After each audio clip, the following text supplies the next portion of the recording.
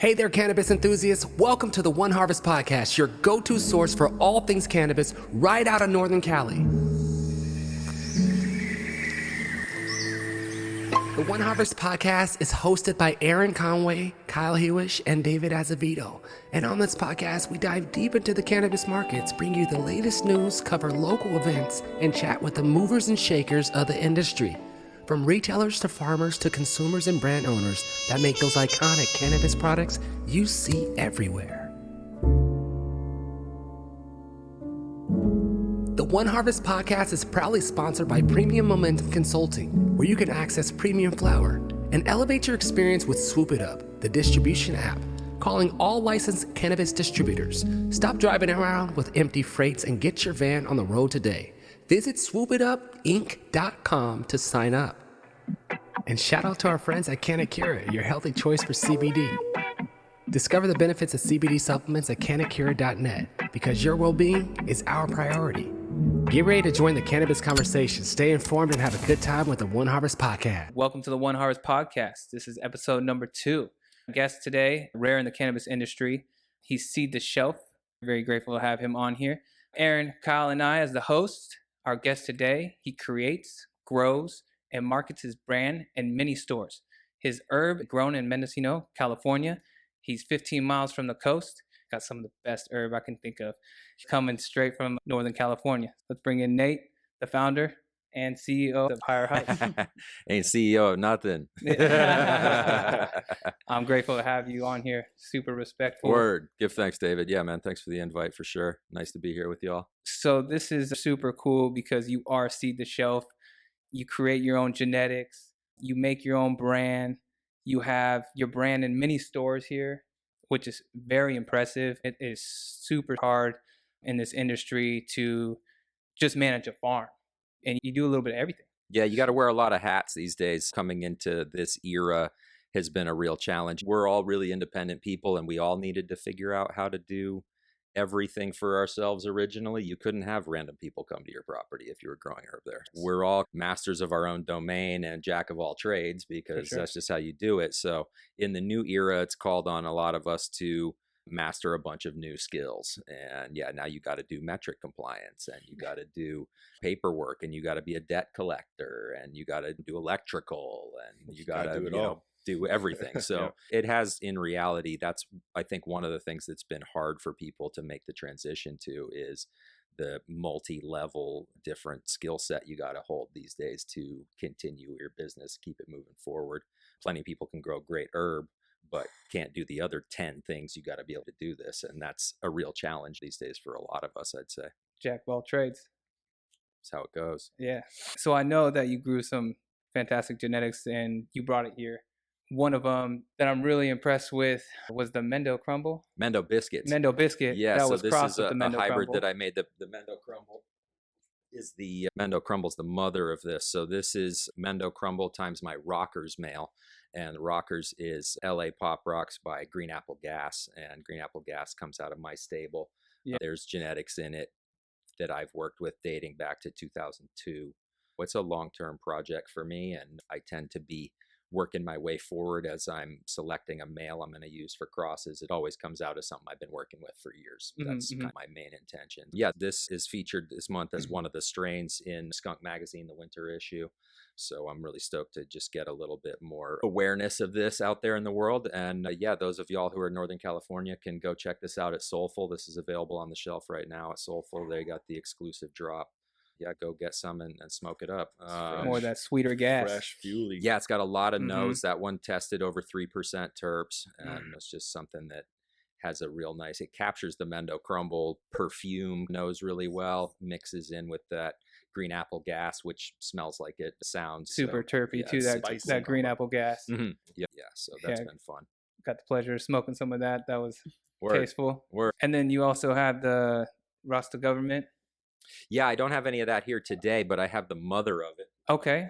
Which is Government Oasis. Oh, nice. So yeah, this is made by Purple City Genetics. Always big respect to Purple City. Those guys really know what they're doing. That one, I can smell it from here right now. Yeah, that one is, the genetics on it are GMO by Gushmint. Smell And the GMO. yeah, the GMO is really loud in that specific clone. That one Yeah, it tests smells- super high. And the Rasta Government is a hybrid male. Once again, that was the male I used 2 years ago in a whole bunch of hybrids, and I released 3 of them, which is the Guayaba, the Rasta Government, and the Mendo biscuits. So that was the biscuits we looked at already, talking about the Rasta Government a little bit. And then the Guayaba is a different one, which is, I made both sides of that one. The Carambola is the female and the Rockers was the male on that. And yeah, the nose on that is really legendary. That's why I selected that one. I was able to pick that at week 2 of flowering because it smelled so strong. So you can just sometimes really sense where a plant's going, even in the early stages of flowering. And the ones that stand out like that are special. Yeah. So yeah, that got my attention right away. So yeah, those 3 hybrids are available in seed form. And a lot of good stuff has been found in those by myself in testing, as well as by other people who've run them out. So it's been really fun to get the seed out there in the world after a lot of years of breeding and keeping it under wraps and just keeping it for my circle. Absolutely. Putting it out a little bit more widely has really been a joy to get some good feedback. That's amazing. Do you sell your seed in stores, or how do you? Right now, not so much. No, Okay. it's really available at events is mostly how Nice. it's been. I know Jerry has that seed swap coming. Exactly. So I'll be at Jerry's Seed Swap coming up at the end of the Nice. month. Jerry, You going out And- there, Kyle? I will be. Yeah. I'll be there. Yeah. Nice. Yeah, so yeah, that's I'll be mostly out of how it's been town. going so far. But a lot of that world is opening up more and more. We'll see what comes. Sweet. What do you have in the works? Last year, I made a number of hybrids. The main things that I'm going to be releasing is a set of crosses with the Guayaba male. So that's, again, Carambola times Rockers. And I use that because when I was testing the females, I was just seeing stuff I really liked and terps that I personally really enjoy. And that's a breeding philosophy of mine, is I do use elite clones, but I'm not looking to chase marketing with crosses that I make. It's, if I don't like smoking it, I'm definitely not making seed crosses of it. Yeah. Mhm. And really the point for me originally was, when I've got the first sour diesel clone, or I got the first OG clone in the early 2000s, I would get one plant. And I knew I might never see that plant again. Like it wasn't like it is today, where there's trays and trays and a million people have it and blah, blah, blah. It wasn't like that. Like these plants were very hard to come by and super rare. And I lived off grid. And so I didn't have a clone scene. I didn't have year to year moms in that time. I like to joke, I've seen the best phenos of my career come and go. It was all there in those days. And so when I would start making seed crosses in the early 2000s, it was because I was trying to capture this lightning in a bottle of a clone I had gotten. And it was like, I might never see this again. So I'm going to make a seed cross of it. And that will not give me 100% of what's in there, but it'll give me A nice some little cool hybrid. representations. And as you do that for a few years in a row, you really start to hone in on high quality and things that you enjoy. So coming back around, my breeding philosophy is very much about my taste. And if I like it, then I'm probably going to make crosses and move it forward. And so I'm not really trying to focus on the trends or whatever beyond the ones I personally like out of that. You're a trendsetter. That's a trendy term. People throw that around for sure, but there's an originality in seed crossing and making new genetics that it gets oversimplified for a lot of people. They're going to play with the modern things only. They're going to play with what's hype in the market the last few years. They're trying to make a money move on one level or another. And no disrespect to that. We all got to make a living. Yeah. But at the same time, I feel like if you have a mentality of, I'm breeding for myself and I'm a connoisseur of things I enjoy, and so I'm going to select what I enjoy. It's amazing. Generally, people that have been doing this for a while get to know good herb, even if it's your version of good herb. But that tends to carry through in the crosses that people make. And yeah, I just feel like that's a core philosophy. Helps you bring that in passion terms of doing genetics. It should be personal, and it should be something that you're interested in, and everything else will come from there. Keeps you connected to the plant. Back to what you were saying, and just keeping connected and finding your roots again. And I know, Kyle, you bring genetics back. Yeah. Got a nice little seed bank that you always want to bring back once in a while. You do similar stuff. Right? Oh, definitely. Yeah, you bring it back. No, Strength, every right? 3 years, or depending on what you're. so much of this stuff, like I say, comes and goes. Yeah. And I still have stockpile of seed going back to 02.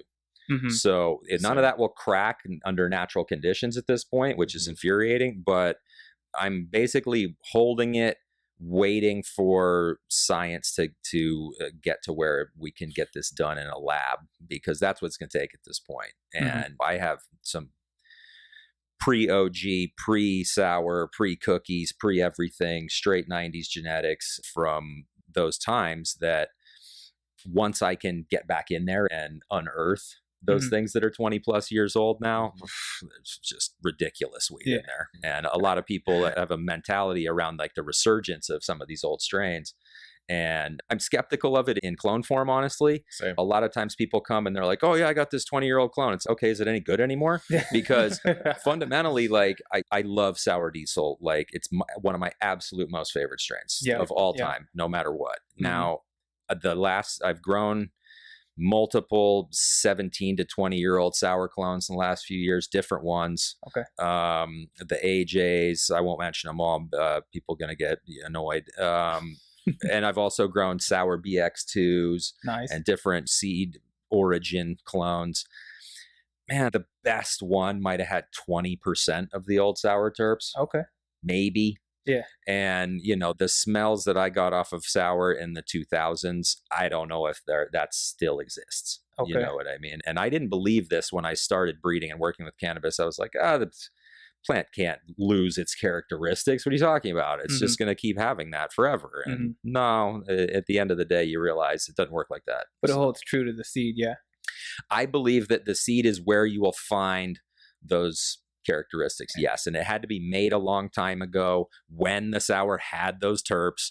Go and make a sour cross today. In my opinion, it will not have the same level of terpene even in the offspring. That's just been my experience. It's not that it's impossible. Guaranteed there's people out there going, oh, you never smoked my sour. Well, right on. You know what I mean? Sure. That sour was probably a clone of a clone. I mean, it just inevitably is at this point, because that's an old strain, and anything that people are holding that is that old, I wish that it still had all the terps. Some of the strains hold their terps better than others, guaranteed, but some stuff is a little kind of tapped out at this point. It's just how it is. THC levels, let's talk about this. I know THC is so big when it comes to having that percentage on your packaging, your bag in retail. Yes. People just are attracted to it. When they go to the store, that's the first thing they ask. What's the THC level? What's your secret to bring that level? You don't have to tell me the secret, but I straight don't have one, because you're bringing levels up. You're doubling, tripling THC levels. I mean, for depths and outdoor, that's more. My comment around that is just that breeding has improved the THC levels so significantly just in my lifetime. It's not that I did it in any way. It's more just that cannabis itself has been worked on in such a refined way. Like, I don't know if there's another plant that has as many people tinkering with it at any one moment. Of course, the vegetable crops are up in the lab right now, and the scientists are over there playing with them in various ways, some of which I don't believe in. But the sheer number of people experimenting with cannabis genetics is very high.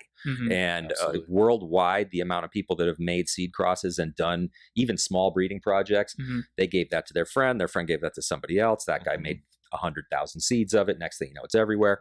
The way that's gone has rapidly improved the THC percentages in cannabis. It's mind-blowing. It's come a long way in the last 5 years, 10 years even. Sure. And even since I was a teenager in the 90s, like it's now consistently, it's possible to double or triple what was available at that time. You know what I mean?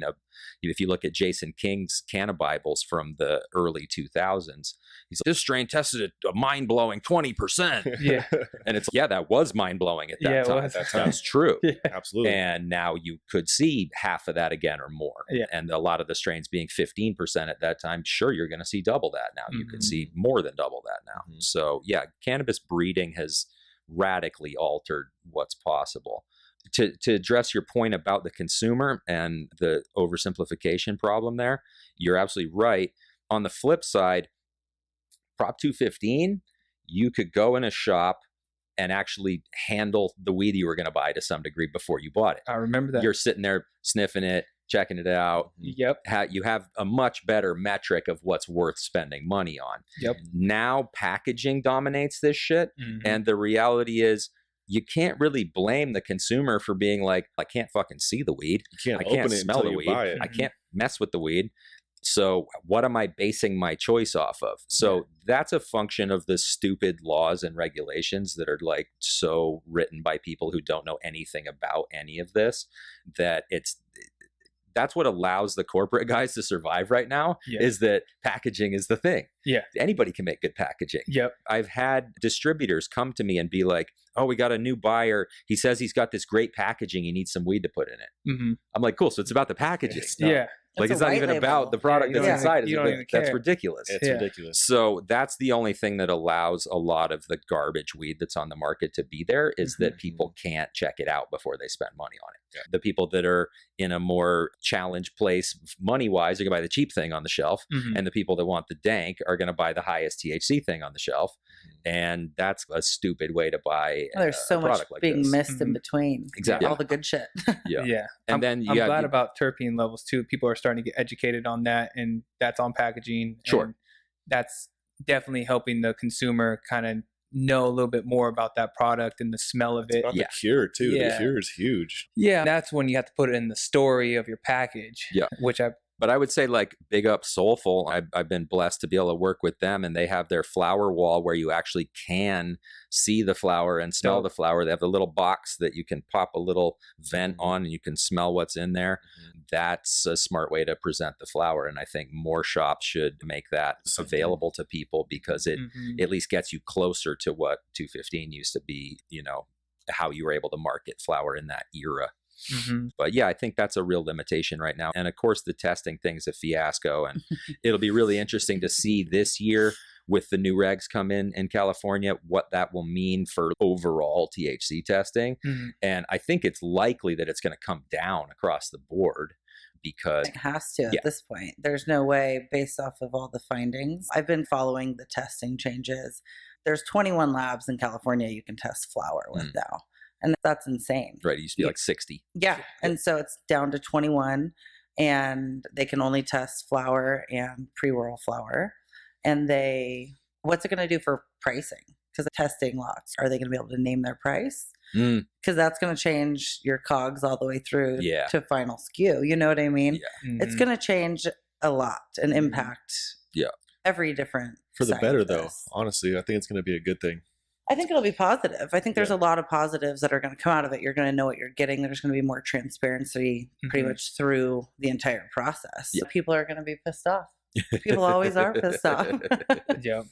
At least they're cracking down, though, and they're getting being more honest about what's in the package. They're getting those testing labs out of there that are not telling the truth, and so much dishonesty. Yeah. Being a sun-grown fan, I think it's huge for the sun-grown farmers to be able to really show what they're made of, growing from live soil, using sun and pure good water, and their teas that they make organically. So I think that's going to be huge for them.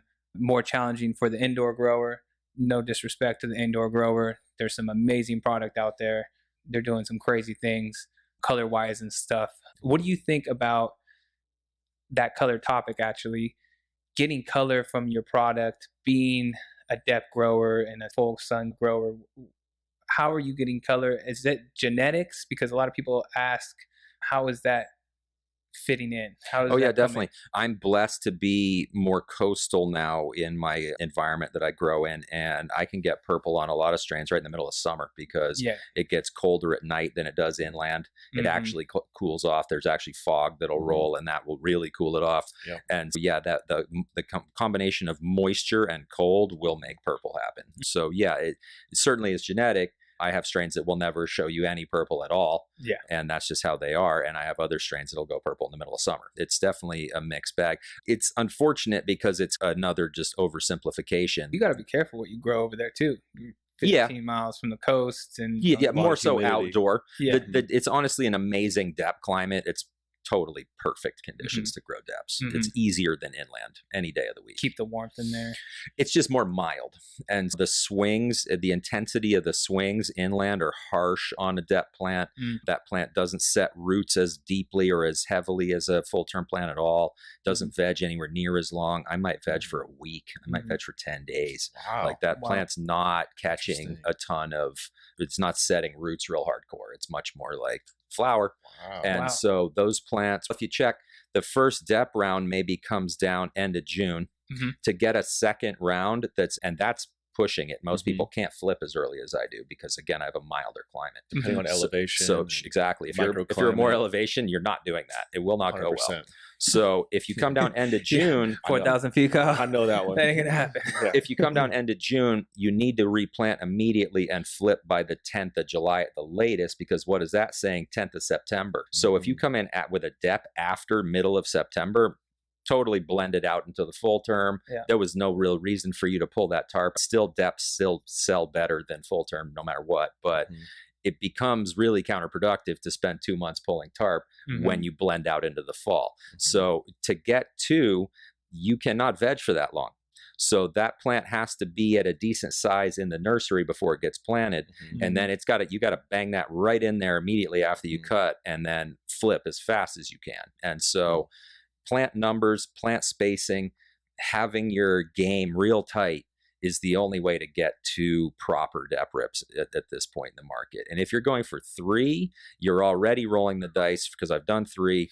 You're already rolling the dice that the first and the third will not be that strong. The middle of the season will be awesome. Best crop. But the first and the third, weather dependent, you could really get worked. So yeah, to me at this point in time, I've been encouraging friends of mine that don't pull a lot of depths and are doing some of their first depths this year and last year. I'm like, don't even try to do 3, especially if you haven't done a lot of this. You should go for 2, and you still need to get your timing totally right, because an extra week of veg could literally throw your second round off to where it's not even lining up.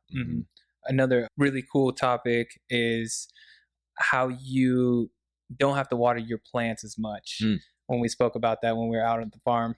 I thought that was very interesting. I know there's like dry farming.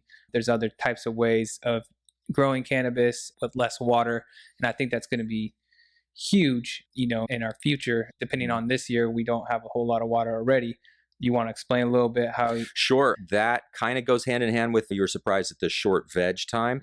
That kind of lines up with that. If your plants are so rapid in their whole cycle and they're not setting a massive amount of root, they just don't need that much water. And the vast majority of people overwater like crazy. And full term, you can get away with that more. Depths, you will suffer if you overwater those plants because they cannot drink that much. And if they're in wet soil, that means cold soil. And if they're in cold soil, that means everything is slowed down. So basically, soil warmth is a factor. Another factor is some of the newer diseases, because there's a lot of new sickness in cannabis that never existed even 5 years ago, which came out of hemp. I blame the hemp growers for all of this. It's all y'all's fault. It's not our fault. Fundamentally, the way that it plays out is, when you're growing a field crop of cannabis, you are not going to do IPM the way a guy with 25 plants in his backyard, or even 1,000 plants in a 5K dep is going to do IPM. You cannot manage that. And so when diseases come into a 100-acre hemp field, and those diseases can blow on the wind a couple 100 miles, game over in terms of back in the day when cannabis was more blatantly illegal, there was no massive production. That was impossible. And so the exponential issues we as growers face these days, every year is a new problem. Oh, bro, what's this year's problem? I'm just gearing up to figure out the whole new scientific approach to this thing, because I never seen this before. One of the issues now is fungal problems in the plants and new issues, new mildews that haven't existed before. They thrive off of soil moisture. If you have too wet of soil and the plant is too close to the soil, boom, that problem's going to explode. Makes sense. The dryness is a way to avoid some of that. Likewise, irrigation. I'm a hardcore hand water guy. I hand water everything forever. Pure love, I poured so much money into hand watering. People don't even know how much hand water. No, and people laugh at me. Other pro growers are like, "You're out of your mind." You know what I mean? And I did eventually get there, and that less water use is a nice factor. where when you set your irrigation, when the plant's very young and you only water at that spot, the plant will run roots to where the water is pretty much predominantly, and you have this conduit where the water goes right into the plant. You're not like broadly watering the entire soil surface. And so that then again helps with the plants just using directly that amount of water, not being overburdened with wet soil and cold soil. And you reduce your fungal loads because you don't have this moist soil all the time. And you're really able to simplify a lot of things. And the soil temperature is a huge deal in my location, because if I'm overwatering and the bed won't dry out, the plants hate that. Oh, yeah. And that's where you really start to suffer with just like slow growth and new problems that you've never seen before. So yeah, some of those factors come in for me in terms of my water use, and it's crazy how low it is sometimes. I did my averages at one point, and it's less than 5 gallons per plant per week. So it's like something like 1.4 gallons per plant roughly every time I water. And then I water 3 times a week generally. And so you're hitting 4.2 gallons a week. Wow. Maybe I watered one more time. You're going to use more water in hand watering. Yeah. Is what it comes down to. What size are your pots usually? No, I flower in beds. Oh, you do beds. Yeah. Okay. The math was basically 100 plants in a 372 square foot bed.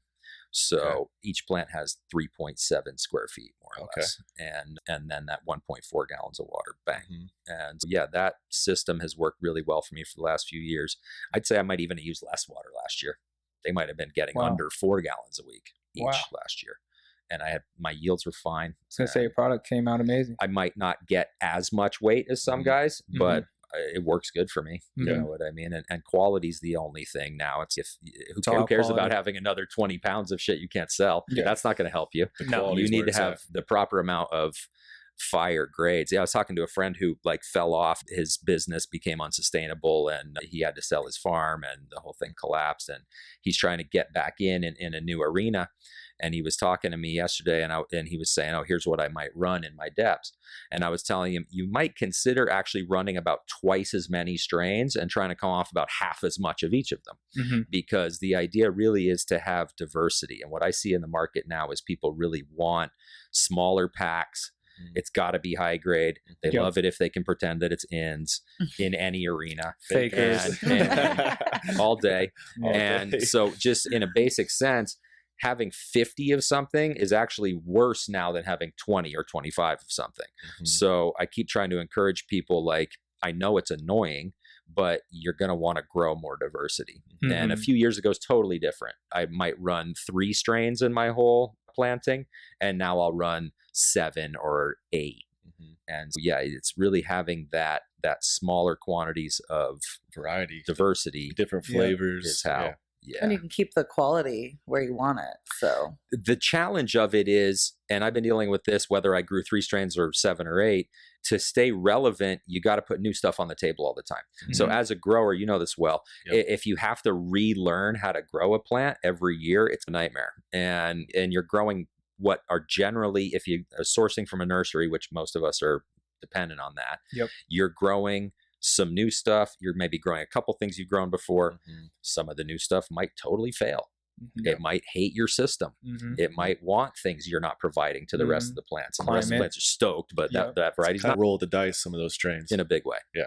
So no, it's not easy to thread the needle on all of those things at the same time. True. As a grower, if you could, like, I can grow OG with one hand tied behind my back. If I could just grow OG, it's easy. You know what I mean? I already know what to do. I already have the whole system. Let's go. But that's what makes you rare. That's what makes Kyle rare. There's not a lot of farmers out there that can do what you guys are doing. Like, it's a time and place thing. If you were here when that was the only thing you could grow, then you damn sure know how to grow that. Yeah, that's the thing. If you were growing in the 2000s and then you quit, you grow anything in the 2000s. If it was 2009, maybe 09 to 2013, you definitely had to be growing some OG or some sour. Yes. Because you were not going to have a market. And sour and gas and some glues. You had to know how to do that. Yeah, that's part of anybody who's really been in this for a minute. You're going to have that diversity of experience. And that's part of what helps us in this era where you have to grow new shit all the time and you're playing with genetics you're not as familiar with. we have a certain amount of resiliency because we've done different stuff at different times. And For oh, sure. I remember this is what these ones do. Yep. So yeah, that's how it goes sometimes. Break open the book, get in there. This has been a lot of knowledge. You've definitely broken down some good things for our listeners and people that have questions about growing. That's really what I wanted to get to. I know that we spoke about lab testing. Aaron really broke it down with one of your friends. You were stating. Yeah, I was talking to a friend I worked with previously, and she just is heavy in the QC side. So she does all the QC prior to packaging. And we were just talking, and she was pointing out a couple articles for me to read, and it's mind blowing what's going to happen. Just having that select few labs that you're able to use, it could change a lot of different things. It's going to change the game. It's going to change the game, and I think it's going to help the farmers that do full sun. Yeah. It's going to help them hold their ground and their space. It's going to balance things out, I feel Exactly. Bring natural balance. Yeah. You know what I mean? And just keep it transparent. Yeah, hopefully they keep the costs decent where they're not beating up the farmer, and you know, we can get it back into, keep it in retail, and everyone could continue doing what they do best. Yeah, I mean, there was a study done in 2022 that they took 150 flower samples off of retail shelves. Wow. And they tested them, and 87% of them failed to meet the total cannabinoids listed on the label. So it's just, what the fuck? 87% is huge. That's crazy. So it's just, okay, it took a long time for this to be brought to light, but thank God it did. And like, time to make changes. And we've got a lot of fucked up regulations. I would say another factor in this is that any other industry that does testing, they have a compound that's 100% of whatever they're testing, and they calibrate their machine with it. There's no such thing in cannabis testing. So literally every organization is calibrating their machines off of a different sample. So there is no consistency There's no to be expected. practice. Sort of the same as the THC percentage for the consumer. It's what do you expect people to do? It's the same dynamic with the testing labs. I'm told that you literally like take a flower on the first day of the month and put it in the machine and test it. And that's the baseline you run everything else against for the rest of that time period. And then they like recalibrate the machine again with another sample. Like, how else are you going to do it? Wow. So there's not and I'm sure there's different labs with different methodologies, but either way, my impression is that due to the long-term illegality of this thing, there is no scientific foundation to start from in terms of calibrating stuff. So there's an inevitable range just off of You're going that to have your alone. variance for sure, sure. right there. Always. But I think with having this, we've got so many whack regulations in place, but like this one, there's some good that's going to come out of this for sure. Glad to hear it. Yeah, Shit. definitely. What you got there? Here's another little flower sample. So this is Roberts Creek Congo by Super Silver Haze back cross. And I like that's Super Silver a Haze. pretty cool plant. It's a classic. Yeah, the Silver Haze or the Super Silver back cross I made in 2010, and then the original cross was in 02 or 03. Roberts Creek Congo is a pretty special thing. That's existed in Western Canada since 1991. Is Still that a alive as a sativa? clone. Oh, Yeah, they're both sativa. Yep. Smallest calyxes I've ever seen, smallest bracts I've ever seen on a cannabis plant. Wow. The mature seeds of the original cross were like a fat poppy seed. It's crazy how small they are. I like how you're keeping those sativas alive. Yeah, it's the high that Yeah, I right. personally love. When you hear me talk about I'll only breathe with it if I like smoking it. Like Yeah. I love sativa weed. I always have. It's a great work weed. Yeah, in a Smoke big some way. and get Totally. busy. I like that energy. That's more my vibe. You can't just smoke hardcore OG all day. No, I You mean, can't Like- smoke that OG in the morning. It has yeah, its there's right no wake and timing. bake with OG. I mean, Maybe it's Sunday. a hybrid, but Yeah. The outdoor lifestyle, when you're working outside, when you're playing outside, whatever you're doing, like have that sativa is the link. Yeah. Like that's the vibe right there. So yeah, to for get me, some sister. She got 5 kids. She likes the sativa. there you go. You Yeah. got to keep running after them kids. Yeah. I already know. She gotta get busy. But yeah, that one is pretty unique. The Congolese part of it came to Western Canada in seed form in '91, and this guy Robbie Vision, big up Vision creator, he I believe selected it from seed in '91 and has had the clone alive in various places in Western Canada since then. Wow. And it was brought down in 2019 by a lady from Washington State, I want to say, or maybe she's from British Columbia, but she must be connected with them in some way because she brought the clone down and she gave 2 of the clones to Kevin Jodrey at the Regen event. And I went and talked to Kevin Jodrey after he had given a 2.5-hour talk, you know what I mean? And I love his hardcore Boston accent. I'm from New England originally. And I went to him and I was like, bro, when I hear you talk, it's like my people. So we were just clowning, you know what I mean? And one thing he had said, which I really respect and also believe in, is when I get new genetics, I never hoard them. I give them out as fast as I can. Awesome. And I thought that was really dope. And he proceeded to prove that by homegirl came, brought him the 2 clones of Roberts Creek Congo. I talked to him for 5 minutes. I never met him before. And he hands me one of the 2 clones. Wow. So I'm like, sick. This is cool. I knew nothing about it. You know what I mean? And I brought it home, grew it out, and loved it, and made this seed cross. I purposely cracked some of my Super Silver Haze back cross seeds that were at that point 9 years old because I was like, I got to have a sativa to cross to this Congolese. Like, I'm not crossing it to a hybrid.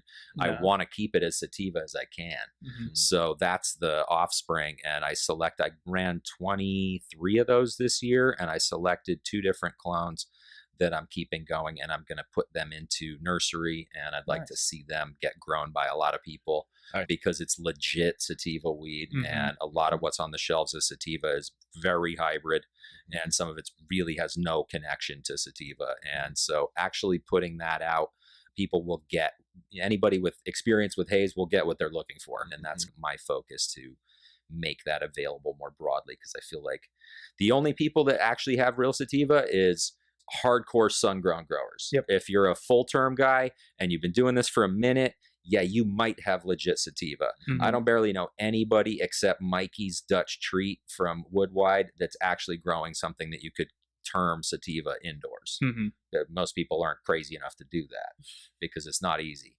In reality, if you actually want real sativa and you're shopping today, go look for some sun-grown flower and rifle through it and look for the names that are associated with old sativa strains, because that's the only place you're going to find something that actually represents that. Great advice.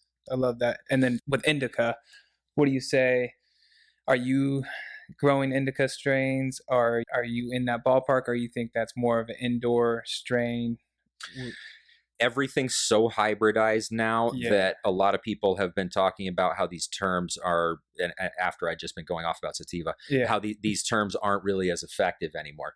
Sativa still holds its own, that it's actually a certain level of weed, there's a certain narrow leaf characteristic to the leaves on the plant. There's a certain style to the finished product. That's still actually a classification that makes sense to me.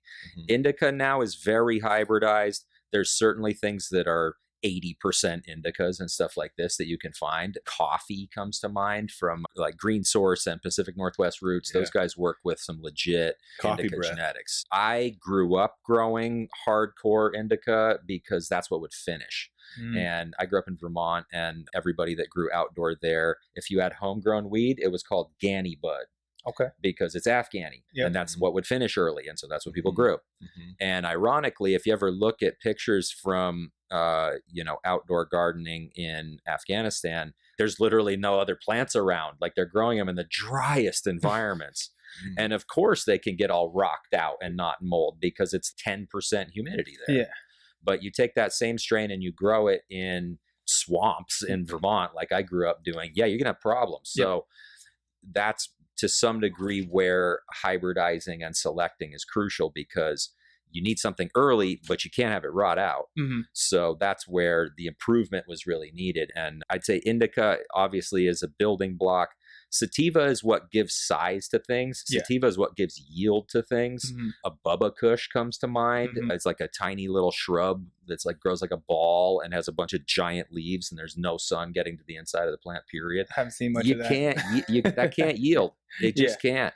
And a plant that's 10 feet tall and has big arms reaching out, like that's where you see yield.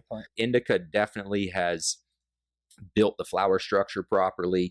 It was even more important in that transitional time out of full-on landrace strains into the modern era of hybrid strains. So I would say, like, everything that we're growing these days has a good percentage of indica in it, but things that really hold hardcore indica genetics are more rare at this point. And honestly, they can be challenging to grow outside. So if you're an indica lover and today you want to go buy some weed, Looking for that indoor. maybe indoor is going to represent what you're looking for a little bit more on some levels, or you're going to look for some classic names of heavier, harder hitting kind of strains, Afghanis, OGs. Those things will have more of that type of high, is what I would say. So yeah, the hybrid reality is not going anywhere. Modern cannabis is all hybrid weed. Yeah, everything's going to continue to get crossed. A lot of it comes to look. People want to, like you said, you bring that indica in there to give that better structure and even color. I'm a hybrid fan. I'm a sativa fan. It depends what type of day it is. For sure. For sure. Day and nighttime. Day and nighttime. Yeah. I have sativa strains that like should not be smoked after 9 at night. You will not go to sleep. Oh my gosh. You're going to be up till 2 in the morning cleaning your house. Made that mistake. And yeah, We've all I've made that gotten mistake. plenty of phone calls before being like, what was that, bro? I don't know what happened, Just but laying in bed staring at the ceiling. Yeah. What do you have for 2024? What's your goals? What are you looking to do? Obviously, you want to get your brand out there more. How many stores you in today? Yeah, right now, I guess I'm in maybe 6 or 7 stores. Nice. It's not really that blown out at all. I should for sure be reaching out more, and that's not something I'm great at. I've spent so much time just trying to hone my work in the farm that becoming a marketer is a whole nother play. And again, you have to be able to do that these days, but for me, there's a ceiling on how far I go into that. You know what I mean? If I'm able to make it work with a couple stores in a distro or a couple groups of stores in a distro, then that's pretty much how I do my thing. You're mostly in the North Bay? Yeah. San Francisco and Sonoma predominantly. Nice. Yeah. Sonoma County in general. But yeah, I would say I need another store outlet. Yeah. Who's got a good store outlet? Get at me. Yeah. And same way, it's a process for me where I've been releasing clones, and Highline Nursery has been my main partner on that. They released my green apple gas clone last year and sold over 100,000 clones of it statewide. Seen it a lot and this so year. that actually got out there fairly widely, and I've gotten some awesome feedback from people, and that's just totally inspiring. It's like totally what's keeping me going at this point is That's awesome. that kind of feedback from people. So I have some new strains on deck through them, more for the summer planting, not as much for the early rip. The green apple gas is available for the early rip and is a killer early rip strain, and literally saved my early rip last year because I had some things that I was growing that did not work, and green apple gas came down with weight and quality and paid the bills. That structure is on point. Awesome. Nice. And I heard that same feedback from a few people, like the early rip was really tough this year, but the green apple gas crushed it. And so that's really the kind of feedback that helps me keep going. I know Matt and Evan from Steep Hill Mendo. They rocked it last year. Yeah, they're killed it. Great friends and supporters. Yeah, thankful. Crushed it. Do you have a favorite right now? Favorite strain? Oh man. Wait, favorite strain that he grew, or favorite strain out there right now? No, I would need 4 or 5. No, I would say that Roberts Creek Congo by Super Silver Haze is automatic for me. I smoke a lot of that right now. The flavor and the high, and it's surprising because a lot of people, I was joking with my good friend Jonathan from Forever Flowering Greenhouses about this. A lot of people talk about this uplifting effect. You know what I mean? I get faded when I smoke this weed. So it's different for different people, but yeah, I like weed with a lot of effect. Some of the modern strains, no disrespect, but some of it just doesn't do that much. And so I really feel like the older genetics, when people smoke some of the hybrid older genetics, they actually get the effect that they remember more. It's just like a more pure high. You can go in one direction instead of 6 directions. Sure. Or just like falling asleep, because a lot of the modern weed, it just take you out. That's not really what I aspire to personally. I love the smoke to be creative. Totally. That's how I came up with this. Yeah. No, I used to work with musicians more. I used to promote music, and I always got feedback from the musicians being like, this is real musician weed. Like this really just kick off creativity and just get you going. So that's always an interest for me. So yeah, Roberts Creek Congo by Super Silver is a great one. The other big piece there on the table is Legend OG by that same Super Silver backcross male. Those are both really good smoke. Mendo biscuits for the flavor and the effect. It's more of a afternoon or nighttime one for me, and it hits real hard, and that's a great flavor and profile it has. Feel on this. Carambola is something that will be released through Highline this year for the summer plantings, which is incredibly citrusy, tropical fruit vibes. Carambola is the Latin, or not Latin, but the Caribbean word for star fruit. So it has that sour tropical fruit kind of a flavor. Yeah, I really like how you cure your product too. Oh, cheers. Yeah, Respect. It's the moisture and that crunchy gooey. Yeah. It's there. Yeah. That's where I try to hit. The crunchy gooey. Yeah. Inland is harder. That's one of Yeah. the nice things about my climate is that you can catch a little more slower dry. The inland dry, especially for summer depths, is difficult to get it slow enough. It's fucking drying now. And yeah, you need to figure out how to slow that down. I used to close down my drying room for an hour with the DU off and then turn it back on again and this type of stuff. Listen up, people. Slower the better. Because you don't want it. And you That's should it. be running AC heavily. Should always be in your cold. drying space. Cool. Yeah. Yeah. So Keep it cold. Everybody rushes nowadays just to get it Well, to they gotta market. get the So paper. everybody wants to get paid quick. Yeah. Yeah. Which is understandable. you have to be. What's the elevation of your farm? 300 feet. So sick. Wow. It's a different thing. Yeah, It's a it's different very thing. low elevation there. It's, I'd say anywhere from in that kind of area up to maybe 1,000 feet is like its own vibe. Once you get in the ridges in Mendo, it's hotter, it's drier, the conditions are more intense, and it's not a bad thing at all. It's probably better for full terms.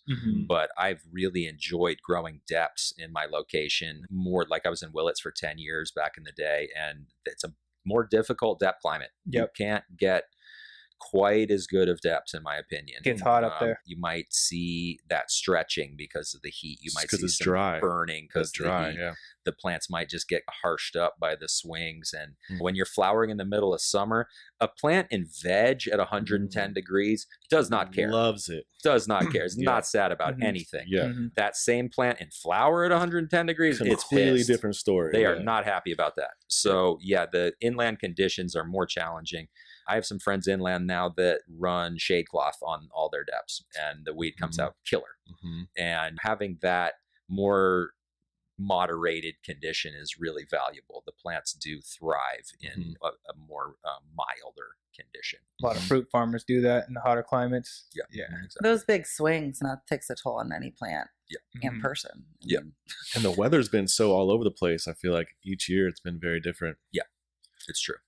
It's hard to navigate that sometimes. on coastal, you've got your own little sub It's a big right difference. there. Yeah, we have a big ridge. I plant right in a big field, and so it's full sun all day. And then there's a big Nice. ridge to the west of us that holds the fog off. And so a lot of times it'll burn off. If it's foggy over my place overnight, it'll burn off by 8:30, 9 in the morning, and that's it's great. gorgeous all day. Plants and then love it that. might That's fog out great. again overnight. That's so awesome. it's Yeah. really ideal in that way. And without that big ridge to the west, it would be cooler and damper longer. So yeah, it's a really ideal location. Awesome. Yeah, It's amazing. So happy that we got to do this today. Word. Yeah. We got to go smoke. Yeah, Yeah. seriously, that's what Let's I go need. burn some of this I haven't- product. I haven't Absolutely. medicated today. It's been a hell of a day. Hell yeah. It's But on. super grateful, super respect to you. Give thanks, and, David. Yeah, Yeah. And to Kyle, Aaron, yourself. This is amazing.